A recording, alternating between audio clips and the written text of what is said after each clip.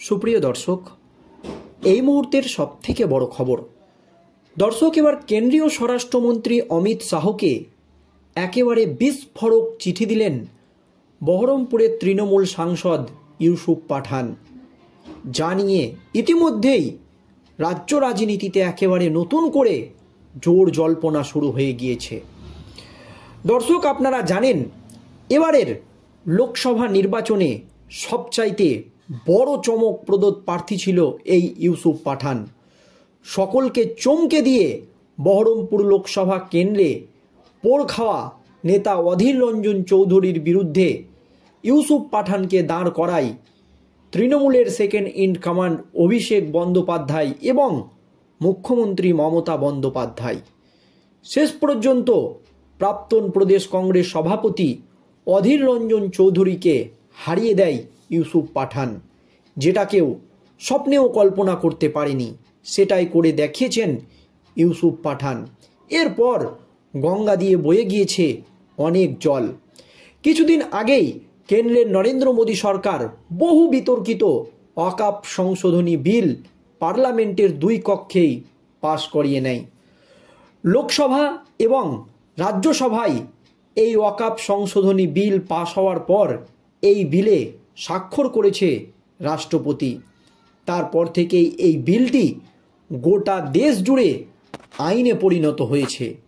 যদিও মুখ্যমন্ত্রী মমতা ব্যানার্জি নিজের অবস্থান স্পষ্ট করে জানিয়েছেন যে এই ওয়াকফ সংশোধনী বিল বা আইন তিনি বাংলায় লাগু হতে দেবেন না।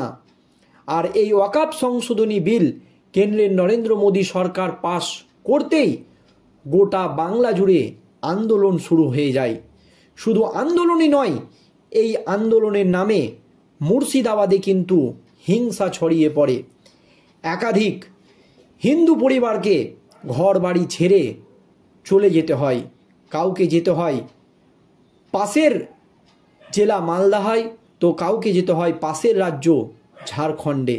শুধু তাই নয়, দুইজন হিন্দুকে বাড়ি থেকে টেনে এনে খুন করা হয়, কুপিয়ে খুন করা হয়।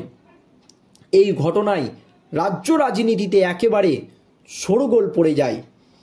এছাড়াও একজন মুসলিমও পুলিশের গুলিতে নিহত হয়। এত বড় ঘটনা ঘটে যাওয়ার পরও একটিও উচ্চবাচ্য পাঠ করেনি তৃণমূল সাংসদ ইউসুফ পাঠান। তাকে এই নিয়ে কোনো মুখই খুলতে দেখা যায়নি। শুধু তাই নয়, মুর্শিদাবাদের এই দাঙ্গায় যখন জ্বলছে মুর্শিদাবাদ জেলা, তখন চা খাওয়ার ছবি পোস্ট করে সোশ্যাল মিডিয়ায় বিতর্কে জড়িয়েছিলেন তৃণমূল সাংসদ ইউসুফ পাঠান। আর অবশেষে ওই ঘটনার পর আরও একটি গুরুত্বপূর্ণ ঘটনা নিয়ে কেন্দ্রীয় স্বরাষ্ট্রমন্ত্রী অমিত শাহকে বিস্ফোরক চিঠি দিলেন বহরমপুরের তৃণমূল সাংসদ ইউসুফ পাঠান। আর কেন্দ্রীয় স্বরাষ্ট্রমন্ত্রী অমিত শাহকে ইউসুফ পাঠান এই চিঠি দিতেই রাজ্য রাজনীতিতে নতুন করে শোরগোল পড়ে গিয়েছে। সেই চিঠিতে কি জানিয়েছেন ইউসুফ পাঠান, শুনুন দর্শক। 22 গজ কাঁপিয়ে রাজনীতির ময়দানে পা রেখেছেন ইউসুফ পাঠান। 24-এর লোকসভা ভোটে বহরমপুর কেন্দ্র থেকে জয়ী হয়েছেন। এবার তিনি সোজা কেন্দ্রীয় স্বরাষ্ট্রমন্ত্রী অমিত শাহকে চিঠি দিলেন। বিজেপি শাসিত উড়িষ্যায় বাঙালি শ্রমিকরা আক্রান্ত হচ্ছেন, ভয়ে আতঙ্কে বাড়ি ফিরে আসছেন অনেকে। এবার এই নিয়ে কেন্দ্রীয় স্বরাষ্ট্রমন্ত্রীর হস্তক্ষেপের আবেদন জানিয়েছেন তৃণমূল সাংসদ। বহরমপুরের এমপি চিঠিতে লিখেছেন, বাঙালি শ্রমিক বিশেষত মুর্শিদাবাদ বহরমপুরের শ্রমিকরা উড়িষ্যায় বেশি আক্রান্ত হচ্ছেন।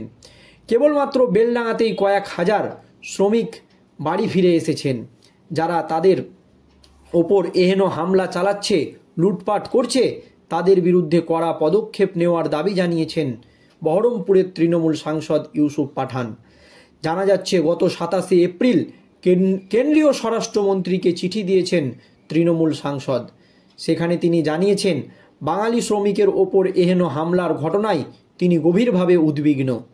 ইউসুফ উল্লেখ করেছেন, নানান প্রতিবেদন অনুসারে উড়িষ্যায় বিজেপি সরকার গঠন হওয়ার পরে বাঙালি শ্রমিকদের ওপর অত্যাচার বৃদ্ধি পেয়েছে। পরিকল্পিতভাবে এই হামলা চালানো হচ্ছে বলে অভিযোগ করেছেন তিনি। ইউসুফ লিখেছেন, অনেকের ওপর রাতে আক্রমণ করা হচ্ছে, টাকা মোবাইল ছিনিয়ে নেওয়া হচ্ছে, আধার কার্ড ছিঁড়ে দেওয়া হয়েছে ও জোর করে তাদের কাজের জায়গা থেকে উচ্ছেদ করা হয়েছে। আঞ্চলিক পরিচয়ের ভিত্তিতে পরিযায়ী শ্রমিক ও একটি নির্দিষ্ট সম্প্রদায়ের শ্রমিকদের লক্ষ্য করা হচ্ছে বলে উদ্বেগ প্রকাশ করেছে বহরমপুরের তৃণমূল সাংসদ ইউসুফ পাঠান।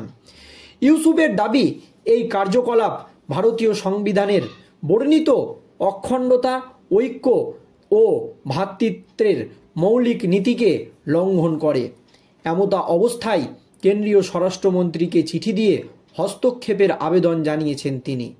সেই সঙ্গে বাঙালি শ্রমিকদের 4 দফা সুরক্ষার আর্জিও জানিয়েছেন বহরমপুরের তৃণমূল সাংসদ ইউসুফ পাঠান কেন্দ্রীয় স্বরাষ্ট্রমন্ত্রী অমিত শাহের কাছে। প্রথমত, দোষীদের বিরুদ্ধে তাড়াতাড়ি কড়া পদক্ষেপ নেওয়ার জন্য উড়িষ্যা রাজ্য প্রশাসনকে নির্দেশ দেওয়া। দ্বিতীয়ত, তদন্তের জন্য কেন্দ্রীয় দলের গঠন।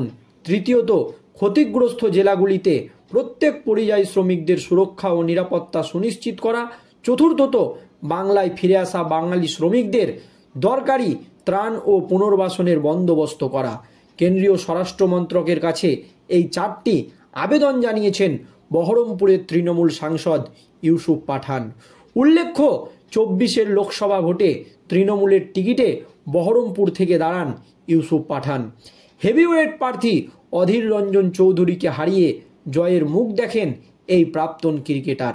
এবার তিনি বাংলার পরিযায়ী শ্রমিকদের জন্য কেন্দ্রীয় স্বরাষ্ট্রমন্ত্রী অমিত শাহকে চিঠি দিলেন। অমিত শাহের মন্ত্রক পদক্ষেপ নেয় কিনা সেই দিকেই সকলের নজর থাকবে। তবে ইউসুফ পাঠান কেন্দ্রীয় স্বরাষ্ট্রমন্ত্রী অমিত শাহকে এই চিঠি দিতেই রাজ্য রাজনীতিতে একেবারে নতুন করে হইচই ফেলে দিয়েছেন।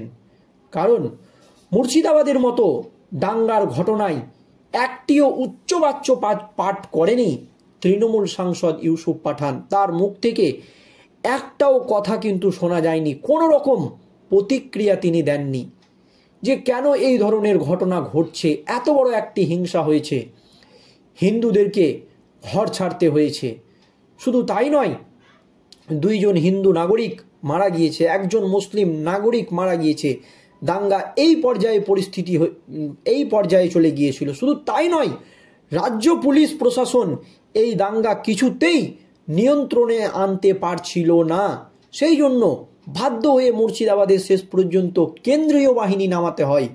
কেন্দ্রীয় বাহিনী নামিয়ে শেষ পর্যন্ত মুর্শিদাবাদের পরিস্থিতি নিয়ন্ত্রণে আনা হয়।